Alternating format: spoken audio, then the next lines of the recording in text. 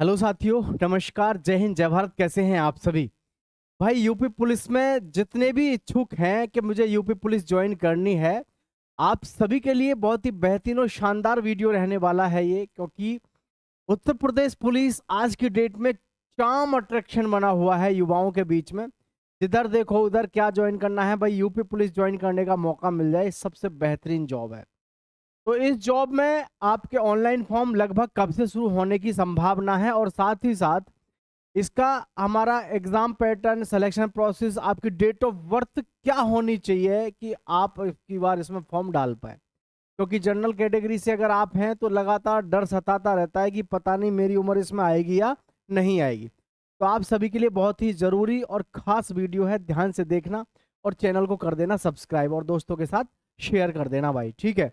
तो सभी साथी ध्यान से देखेंगे। देखिए, जो हमारी उत्तर प्रदेश पुलिस की ये भर्ती है, सबसे पहले आपको एक चीज़ समझ आनी चाहिए कि मेल और फीमेल दोनों इसमें फॉर्म अप्लाई कर सकते हैं, मेल भी और फीमेल भी। और आपकी जो योग्यता है, आप मात्र 12वीं पास होने चाहिए। क्या आपकी योग्यता 12वीं आप पास होने चाहिए, और किसी रिकॉग्नाइज बोर्ड से, यानी कि आपका बोर्ड भी सही सलामत हो। ऐसा ना हो कहीं से आपने वैसे डॉक्यूमेंट्स वगैरह बनवा रखे हों।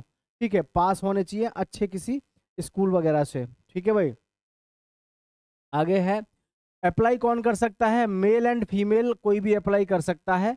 और हाँ, इसमें अप्लाई करने के लिए ऑल इंडिया से फॉर्म भरे जाते हैं। वैसे तो ऑल इंडिया से कोई भी फॉर्म भर सकता है यूपी में, ठीक है, ऑल इंडिया से कोई भी, क्योंकि रिजर्वेशन आपको अच्छा खासा मिलता है। अदर स्टेट वाले बच्चों को भी अच्छा खासा रिजर्वेशन मिलता है। और ऐसा भी नहीं है कि जी इसमें कोई पैट वगैरह, कोई स्पेशल कोई क्वालिफिकेशन चाहिए, कुछ नहीं चाहिए। आप केवल और केवल क्या होने चाहिए? 12वीं पास हो।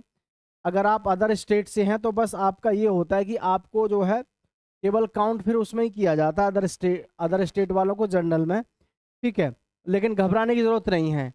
हाँ, ये जरूर है, जैसे कोई बच्चा अदर स्टेट से, वो एससी या एसटी से है, तो उसको इसमें लाभ नहीं मिलेगा। उसको जनरल पे ही फाइट करना पड़ेगा। अदर स्टेट वाले बच्चे को जनरल की सीट पे ही आपको जो है अपना दावेदारी करना होगा, ये ध्यान रखना है आपको, ठीक है? अब इम्पोर्टेंट डेट्स के लिए बात करें तो देखो, ध्यान से सभी समझना। वैसे तो एक नंबर जॉब है ही है, आपको पता ही है। ऑनलाइन अप्लाई डेट जो होगी 2026 में, ये लगभग जो अंदाजा है सितंबर में, ये मान लो सितंबर, अक्टूबर और नवंबर। सितंबर और अक्टूबर में एक्सपेक्टेड है कि आपके ऑनलाइन फॉर्म शुरू हो जाएंगे, क्योंकि हमारे मुख्यमंत्री माननीय योगी आदित्यनाथ जी ने पहले भी कई बार अनाउंसमेंट कर दिया है वैकेंसियों को लेकर के, कि भर्ती लगातार धड़ाधड़ चलती रहेंगी। और मोड ऑफ फायर इस समय है योगी आदित्यनाथ जी का, और जबरदस्त तरीके से आप देख रहे हैं भर्तियों का सिलसिला इस समय जबरदस्त तरीके से चला हुआ है। ठीक है भाई, और जो रजिस्ट्रेशन है, मैंने जैसा आपसे कहा, ऑनलाइन फॉर्म आपका सितंबर के आसपास, मान लो सितंबर और अक्टूबर में, ठीक है, ऑनलाइन फॉर्म भर जाएंगे। और इसकी सबसे बड़ी खास बात यह है यूपी पुलिस की कि शायद अब यूपी पुलिस एक ऐसी भर्ती बन चुकी है जिसकी प्रक्रिया सबसे फास्ट होती है आज की डेट में, सबसे फास्ट।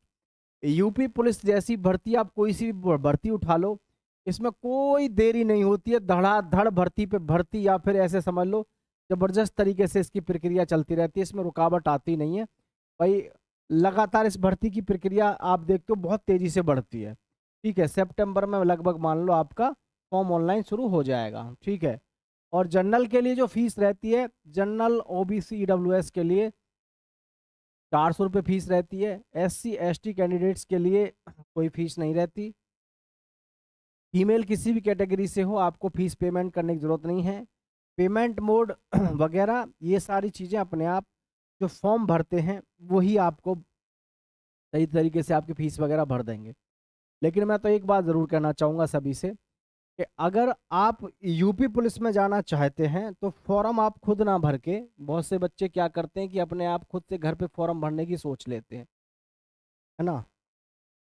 खुद से फॉर्म ना भर के 50-100 रुपये जो भी लेते हैं साइबर वाले, उनको दो, और वहाँ जो है अपनी फॉर्म भरवाओ। क्योंकि फॉर्म में अगर जरा सी गलती हो गई, पछताना रह जाएगा अगर कॉल नहीं आई तो, है ना? कि काश हमारी भी कॉल आ जाती जब सब एग्जाम देने जाएंगे। तो इस वजह से भाई सही जगह पे अपना फॉर्म भरवाएं। एज लिमिट देख लो ध्यान से। एज लिमिट जो है 1 जुलाई के बजाय अब 1 जनवरी हो सकता है। मतलब अब जो है आंकड़े यही बता रहे हैं कि अब जो आपकी डेट ऑफ बर्थ रहेगी 1 जुलाई के बजाय क्या 1 जनवरी हो सकता है, जैसा कि अखबार में दिया था। जनरल ईडब्ल्यूएस के लिए जो एज है आपकी 18 साल से 42 साल है। फीमेल जनरल ईडब्ल्यूएस के लिए 18 से 25 साल है। एससी एसटी ओबीसी के लिए 18 से 28 साल है। फीमेल एससी एसटी कैंडिडेट्स के लिए आपकी 18 से 30 साल है। इसमें एज में आपको छूट मिलेगी कि नहीं, ये भी आपका एक क्वेश्चन है, ठीक है। तो देखो एक बात ध्यान से समझना, छूट वगैरह के बारे में तो हम तभी बात करेंगे। अभी पहले एक बार थोड़ा सा, अभी तो खबरें अखबार के माध्यम से आ रही हैं, जो हम आपके साथ में अपना एक्सपेक्टेड जो एक अनुमान है वो हम आपके साथ में जो साझा कर रहे हैं। और इसका ऑफिशियल नोटिफिकेशन आने में बहुत ज़्यादा समय है नहीं, जैसे ही ऑफिशियल नोटिफिकेशन आता है तो आपको हम बताएंगे एज क्या रहेगी। वैसे हाँ इतना है कि 18 से लेकर के 22 साल आपका जनरल का नॉर्मली रहता ही है, और फीमेल के लिए आपका 18 से 25 रहता है जनरल ईडब्ल्यूएस में, और एससी एसटी ओबीसी में 18 से 28 साल रहता है। इसमें ये चीज़ बढ़िया है ओबीसी वालों के लिए कि इसमें 3 वर्ष की छूट ना करके, है ना, इनको भी सीधे सीधे आप देखें तो 6 साल की छूट मिल रही है। 6 साल की छूट अपने आप में काफ़ी होती है, बहुत ज़बरदस्त होती है भाई। क्योंकि जनरल का बालक 22 साल पर रिटायर्ड मान लो फॉर्म भरने से यूपी पुलिस में, और 22 साल तक ही लगभग युवा जो है अपनी तैयारी कर पाता है। तो आपके पास में तो अच्छा मौका है, क्योंकि अगर अगर हमने 1 साल तैयारी करी तो 1 साल तैयारी करके अगर हमको 2 या 3 भर्ती देखने का मौका मिल जाए तो फिर उसमें सिलेक्शन हमारा बनता ही है, ठीक है। और बनना चाहिए अगर आप वास्तव में तैयारी कर रहे हैं और आपकी इच्छा है फोर्स में जाने की। जनरल वाले बच्चों के साथ में दिक्कत यही है कि ये तैयारी करके फिट होते हैं, एक भर्ती देखी कि उसके बाद ओवर एज हो जाते हैं, ठीक है। ये है हकीकत है, ये बात तो खैर ठीक है। चलिए सिलेक्शन प्रोसेस की बात करें तो रिटन एग्जाम आपका लगेगा, फिजिकल एफिशिएंसी टेस्ट होगा, फिजिकल स्टैंडर्ड टेस्ट होगा, डॉक्यूमेंट वेरिफिकेशन और मेडिकल। रिटन टेस्ट में आपके यहाँ पर 150 प्रश्न आपको देखने को मिलेंगे, और 150 प्रश्न पे ज़बरदस्त तरीके से आपको यहाँ पर फाइट देखने को मिलती है, ज़बरदस्त तरीके, ठीक है। जैसे रिटन एग्जाम जो होगा आपका उसमें 150 क्वेश्चन होंगे टोटल 300 नंबर के। ड्यूरेशन आपको 2 घंटे मिलेंगे पेपर को सॉल्व करने के लिए। प्रत्येक क्वेश्चन जो होगा आपका 2 नंबर का होगा, प्रत्येक प्रश्न आपका 2 नंबर का होगा। 150 टोटल क्वेश्चन आपका 150 है, 300 नंबर का आपका पेपर है, तो आप समझ दे सकते हैं सभी, ठीक है। आगे है फिजिकल स्टैंडर्ड टेस्ट, शारीरिक मापदंड जो होगा जो आपका परीक्षण होगा, क्योंकि यही एक ऐसी भर्ती शायद बची है जिसमें हाइट कम लेते हैं। अन्यथा आप किसी भी भर्ती को उठा लो, हर भर्ती में देखो आप 170, पहले आरपीएफ में 165 सेंटीमीटर हाइट लेते थे, अब 165 हटा करके उसमें भी क्या कर दिया 170 कर दिया। तो जनरल ओबीसी और एससी कैटेगरी से हैं आप, 168 सेंटीमीटर आपकी हाइट होनी चाहिए मेल के लिए, और फीमेल के लिए 152 सेंटीमीटर होनी चाहिए। अगर आप एसटी कैंडिडेट्स हैं तो आपकी 160 सेंटीमीटर होनी चाहिए, और 147 लड़कियों की होनी चाहिए। इस तरीके से आपका ये फिजिकल स्टैंडर्ड टेस्ट यानी कि लंबाई वगैरह आपकी रहती है, ठीक है। और जो चेस्ट है आप देखेंगे जनरल ओबीसी और एससी के लिए आपकी 79 सेंटीमीटर हाइट चेस्ट जो चाहिए 79, और जी इसमें 5 सेंटीमीटर का आपका क्या चाहिए फुलाव चाहिए। एसटी कैटेगरी के लिए 77 चाहिए, और जी 82 यानी 5 सेंटीमीटर का फुलाव, तो आपको आप किसी भी कैटेगरी से हैं 5 सेंटीमीटर का फुलाव चाहिए ही चाहिए। तो सीने वगैरह का ध्यान रखना, बहुत सारे बच्चे सीने में निकलते हैं, और ऐसे बच्चों को तो बहुत ज़्यादा दुख होता है जो सीने वगैरह में निकलते हैं, क्योंकि आप सब जानते हैं भाई यहाँ ये एक बड़ा ही ज़बरदस्त तरीके का कॉम्बिनेशन होता है कि फिजिकल में अगर हम फेल हो रहे हैं तो दिल में दर्द हमेशा के लिए रहता है कि काश उस टाइम पे मैं फिजिकल में पास हो जाता, ठीक है। फिजिकल तो आसान होता है भाई, 4800 मीटर की दौड़ है, आपको 25 मिनट में मारनी है।